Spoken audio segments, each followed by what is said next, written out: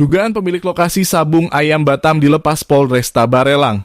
Kasus dugaan perjudian sabung ayam di Batam menjadi sorotan setelah tindakan hukum yang dilakukan Polresta Barelang menuai berbagai tanggapan. Dari 7 orang tersangka yang ditangkap, 4 diantaranya ditetapkan sebagai penyelenggara sabung ayam, sementara pemilik lokasi atas nama Boni dilepaskan oleh penyidik Polresta Barelang. Kuasa hukum Sidjon Wondos atas nama Harto SH mengungkapkan keberatan terhadap tuduhan yang menjerat kliennya. Menurut Harto, insiden terjadi pada Sabtu 2 November 2024 sekitar pukul 8:20 malam di sebuah arena sabung ayam di Ruli Rindu Malam, seberang Mega Legenda. Saat itu, Sidjon hanya diminta memegang ayam untuk diadu oleh seseorang bernama Arthur tanpa terlibat dalam transaksi perjudian. Sidjon tidak melakukan perbuatan perjudian. Beliau hanya membantu memegang ayam yang akan diadu tanpa ada transaksi uang taruhan. Namun, klien kami langsung ditangkap dan dijerat dengan tuduhan sebagai penyelenggara permainan, ujar Harto. Sidjon pun merasa dirugikan, terutama karena Boni, yang diduga sebagai pemilik lokasi sabung ayam, dilepaskan oleh pihak kepolisian. Dalam berita acara pemeriksaan dalam kurung, BAP, Sidjon menyebut bahwa ia hanya sebagai penonton yang diminta oleh pemilik ayam untuk melepaskan di arena sabung ayam, bukan sebagai penyelenggara atau pemilik lokasi.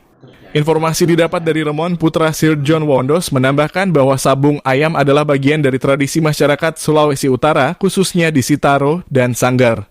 Namun ia menyayangkan tradisi tersebut kini dianggap sebagai bentuk perjudian oleh aparat penegak hukum. Kami melihat ini sebagai kasus yang dipaksakan. Ayah saya hanya korban dari situasi yang berkembang di lokasi tersebut, ujar Remon. Kasus ini memunculkan berbagai pertanyaan, terutama terkait keadilan dalam penanganan hukum. Apalagi status Boni yang diduga sebagai pemilik lokasi tidak dijadikan tersangka. Kritik pun dilontarkan terhadap Polresta Barelang yang dinilai kurang transparan dalam menangani kasus ini.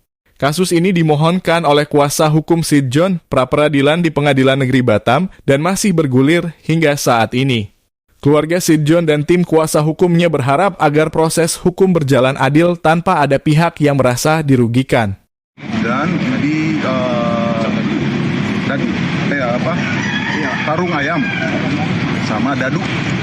Berapa orang kita amankan, Pak? Ada 7. Pak, omsetnya berapa per hari, Pak? Per hari perputarannya di satu tempat, per hari perputaran itu sekitar 30-an juta. Sudah berapa lama, Pak? Sekitar 2 bulan. Apa aja yang diamankan, Pak, dari lokasi, Pak? Ada motor puluhan unit, kemudian ada ayam beberapa ekor, kemudian dadu, kemudian uang sekitar 30 juta, kemudian ada pisau ayam sama tas ceker sama joki.